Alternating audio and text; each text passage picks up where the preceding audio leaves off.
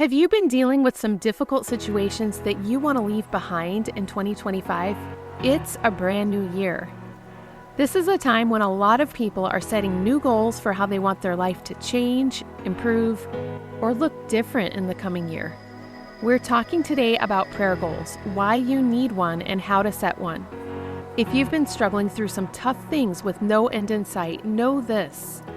There are some fights you're going to fight that will require more than one quick prayer. You are going to have to press in prayer in 2026 to move some of the mountains in your life. So today we're going to set a prayer goal for 2026. I'll give you a clear path to show you how to do just that, so you can build your faith day by day and begin to see breakthroughs for the things that you've been praying about. So if you're ready to do the work, heat up your decaf coffee or tea, grab a notebook and pen, and let's dive in. Hi friends, welcome to the Awakened Christian Woman. Are you struggling with broken relationships and losses that have shaken your faith and left you wondering where God is? If you want to trust Him more and have peace in the midst of your storms, you're in the right place. I'm Sarah, a wife, mom, and your Jesus-loving friend. I created simple disciplines I could actually stick with to awaken my faith and build a stronger prayer life. If you're ready for practical takeaways you can use right away to take hold of God's promises, jump out of bed, turn off the alarm clock, and make yourself a strong latte. It's time to let the sun shine in your life. Hi friends, become an Awakened Christian Woman Insider today. When you become an insider, you'll get weekly inspiration sent straight to your inbox. I promise I send no spam. You'll also get practical tips on how to trust God more, how to grow deeper in your prayer life, and how to be more in tune with Jesus. And you'll get early bird access to special offers from me. Sign up today at awakenedchristianwomaninsider.gr-site.com. I'll also put the sign-up link in the episode notes, so you can just click to join. It is so easy. Hi friends, I wanted to record this episode today because having a prayer goal has changed my life, and I want to share exactly how to do it and why it's so important. There was a time several years ago when I realized there were some mountains in my life that I could not move with my current level of faith. I was facing a situation at work that was pretty challenging, even for someone like me who had a lot of history and good relationships and a lot of experience there. On top of that, one of my children was going through a really difficult time. We were trying to talk through it, but the stress put a big strain on our communication. And at times, our communication actually broke down completely to where we weren't even talking for a while.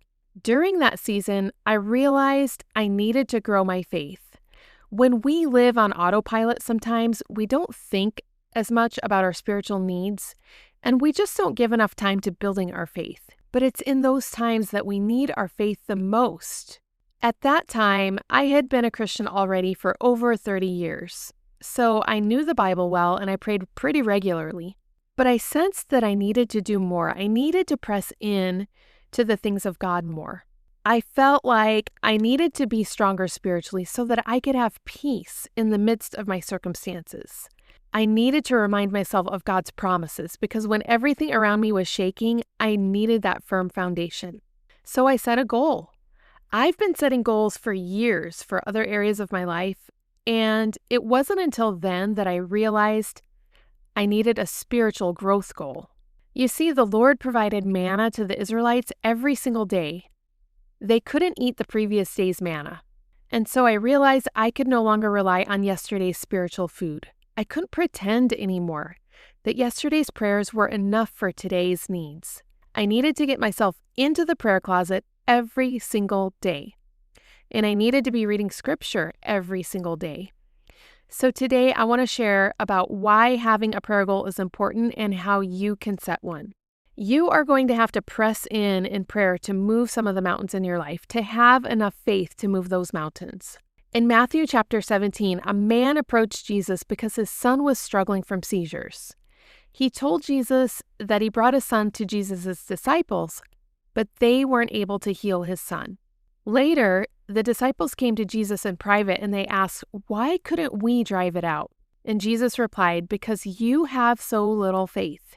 Truly, I tell you, if you have faith as small as a mustard seed, you can say to this mountain, 'Move from here to there,' and it will move. Nothing will be impossible for you."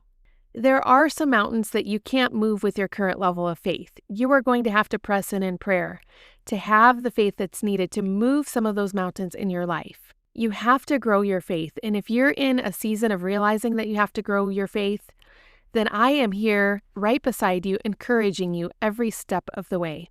You see, for me, prayer had to become a bigger priority in my life. Without that, there's no way I could have built my faith to be stronger. There are things in your life and in your situation that won't shift unless you engage in deeper prayer. You can do everything in your natural ability to solve a problem, but there are just some problems that won't be solved without prayer because God doesn't act independently of people. He does things when we partner with him. That's why he told Moses to go to Egypt and speak to Pharaoh to free the Israelites. Could he have freed the Israelites by himself? Yes, he could, of course. He can do anything. But he works through people. We see this in the life of Hannah in 1 Samuel chapter 1, too. She was depressed because she couldn't have children, and that was really important back in those times. So she prayed for years that God would give her a child. Now, at first, she probably wanted to raise a child like everyone else in her neighborhood. But over time, after years of being childless, as she prayed, she came to a place of total surrender. She told God that she would give her son to serve in the temple after he was weaned. Notice her heart didn't start out in that place. It was only after years of unanswered prayers, her patient waiting and tears and grief, and enduring the endless humiliation of not bearing any children, that she finally reached that point of willingness to surrender her dreams of having a child and watching him grow from one milestone to another. During those years of prayer, the Lord built her faith and he changed her from the inside out. Because Hannah surrendered her desire to the Lord in prayer, the Lord used her son Samuel. He was the last judge of Israel and he became a great prophet. None of that would have happened if Hannah hadn't spent those years in prayer. When I committed to a deeper prayer life, the Lord showed me issues in my heart that needed to be addressed. He often changes us before he changes our circumstances. When I dedicated daily time to prayer, my faith was built little by little, one day at a time.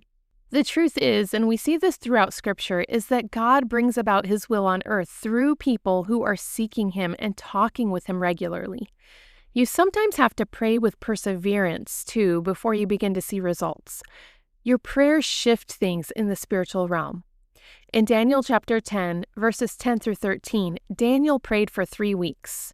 He had no answers for those 3 weeks, but he continued praying. And at the end of the 3 weeks, he had a vision, and he wrote down what happened. He said, "A hand touched me and set me trembling on my hands and knees. He said, 'Daniel, you who are highly esteemed, consider carefully the words I am about to speak to you and stand up, for I have now been sent to you.' And when he said this to me, I stood up trembling. Then he continued, 'Do not be afraid, Daniel. Since the first day that you set your mind to gain understanding and to humble yourself before God, your words were heard, and I have come in response to them. But the prince of the Persian kingdom resisted me for 21 days.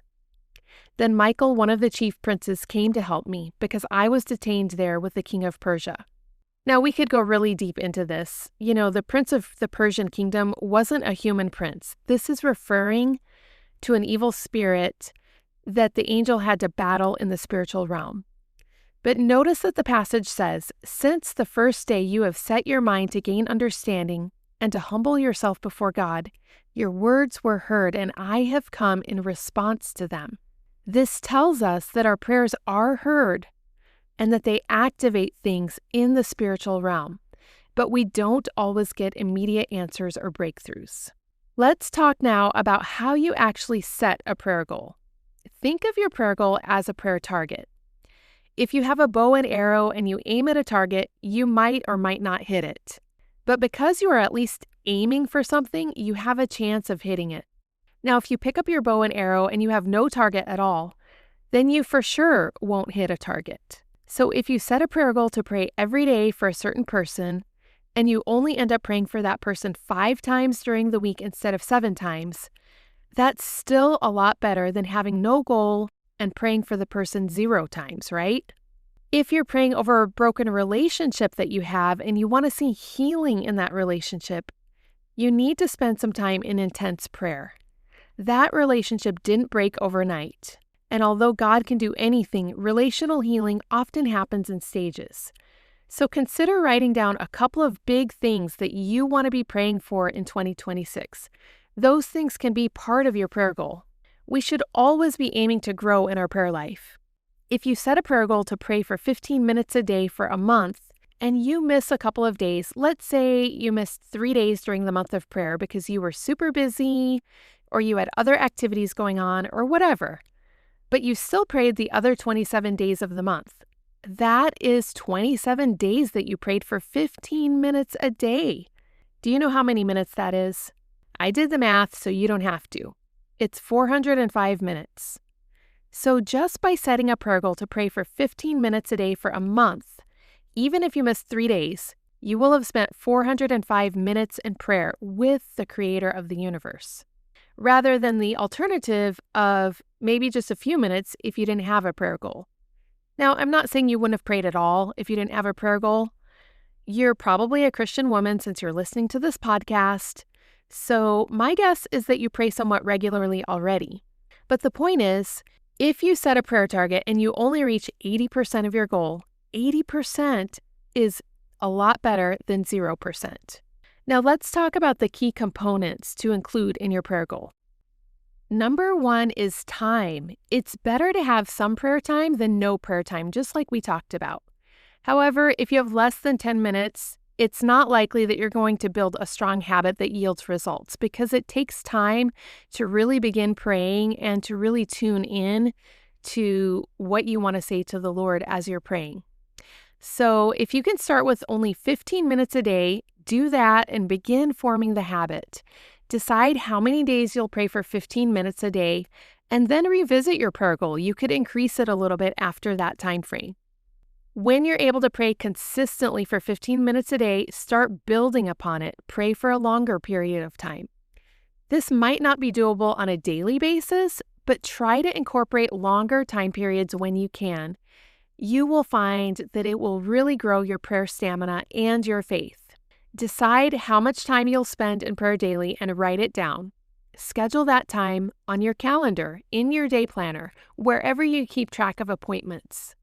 The other thing I really encourage you to do is prepare a worship music playlist with enough songs to last for your prayer time. So if you're praying for 15 minutes, you just choose a few songs that will last 15 minutes. That way you can play that music softly in the background and not worry about checking your clock. If you're not used to praying for 15 minutes a day, then your natural tendency will be to look at your phone or look at the clock and check before your prayer time is over to see whether the time is up. But the more you spend time in prayer, the easier it will get, and after a while, that 15 minutes will just fly by. Okay, number 2, the second component that you need to include in your prayer goal is people or situations that you want to pray about. How will your prayer goal actually help you? How are you going to be motivated to stick with your prayer goal? How do you want your life to change? Why do you want to connect on a deeper level with the Lord? Take some time to think through these questions and come back to re-listen to the episode if you're not in a place right now to write down the answers to those questions. These are really important. You can also pause the episode and address each question one by one. When you sit down to pray, you need to have a plan. I've heard people say that they don't pray because they can't think of what to say that they haven't said before. Or they think that because they prayed once about something, once is enough. This idea is not backed up by Scripture. There is nothing in the Bible that tells us we can't repeat prayers or that we can't pray more than once about something. And we actually have a lot of examples in Scripture of people who persevered in prayer about the same situation that they were going through. So keep that in mind as you're thinking about things to pray about. Just because you haven't gotten an answer to something or you haven't seen the breakthrough for something does not mean that you should avoid listing that as part of your prayer goal. When you pray for someone else, we call that intercession. Is there someone in your life who's struggling with a physical illness or a mental condition like anxiety or depression? Is there someone you know that you're close to who can't find steady work? Is there someone whose heart needs to be softened to reconcile a relationship? Or are you struggling in your relationship with your spouse or with your child or with your parent or someone else who's close to you? These are great things to include in your prayer goal because they will help to keep you motivated and focused during your prayer time. Write them down. The number 3 thing that you need for your prayer goal to work and be effective is to create accountability for yourself. Think about the distractions that could interfere with achieving your prayer goal and make a plan to address those. If distractions are an area that you struggle with a lot, I encourage you to listen to episode 5, How to Stay Consistent in Prayer When Distractions Try to Take Over. I dive really deeply into types of distractions and practical strategies on how to address those. Now, you'll want to write down your prayer goal and post it somewhere visible. Decide how you'll hold yourself accountable. Are you going to tell someone that you'll be praying daily and ask them to check in with you on how that's going? Or are you going to list prayer in your daily planner so that it's there to remind you each and every day? Tracking habits is a great thing to do whenever you're building a new habit. This would be a great time to begin tracking your prayer activity. For ideas on when and where to pray, I encourage you to listen to episode 1, Jumpstart Your Effective Prayer Habit, a step-by-step plan for today's Christian woman. In that episode, I dive into the various places where you might want to consider praying and different times of the day that lend themselves well to prayer. Friends, as we wrap up today, I want to remind you of this simple and powerful truth. We don't move mountains by accident. Mountains move when we press in, when we show up in prayer day after day, even when we feel tired, even when we feel discouraged or unsure if anything is changing. So if you're facing a broken relationship or a challenging situation right now that feels bigger than your current level of faith, that doesn't mean you failed. It simply means God is inviting you to go into a deeper level of prayer. He may not change your circumstances overnight, but He will change you as you meet with Him consistently. So here's your takeaway for today. Get out your notebook and take a few quiet minutes to think through these things. How much time will I commit to daily prayer in 2026? What mountain or mountains am I asking God to help me move this year? Now that you've thought through those things, write down your answers to these prompts. My prayer goal this year is, my prayer goal will help me by, to meet my prayer goal, each day I will spend blank minutes in prayer every day. Fill in the blank with the number of minutes that you plan to pray. At blank, list the time that you plan to pray. I will pray in blank. List the place where you plan to pray. The distractions that might get in my way are, write them down. I'm going to eliminate these distractions by, write down your strategies to eliminate your distractions. And finally, I'm going to hold myself accountable to my prayer goal by, and then fill in how you're going to hold yourself accountable. The thing is, you have to write down goals or they just don't happen. So put your prayer goal somewhere visible. Maybe that's in the place where you plan to pray. Maybe it's in your prayer journal. Maybe you hang that on a mirror or on a wall in your house where you'll see it often. And then give yourself grace as you build the habit of prayer. Remember, aim for 100%. Aim to pray every single day for the amount of time that you plan to pray every single day. But recognize that even 80% consistency is still powerful. Your faith will grow one prayer at a time. Remember, too, you don't have to carry this year on your own. God is inviting you into the prayer closet, not to perform, but to grow your faith and to partner with Him. And as you press in, trust Him that your prayers are being heard, your faith is growing, and God is already at work in your life, even when you can't see it yet. Hey, I hope today's episode inspired you. If so, would you click the follow button for the show and share it with someone who wants to learn more about trusting God? Also, please take 30 seconds to leave me a quick review of the show on Apple Podcasts. It means so much to me to know this podcast is encouraging you. Set your alarm to wake up to Jesus in your mocha and meet me here every Tuesday for a new episode. See you soon.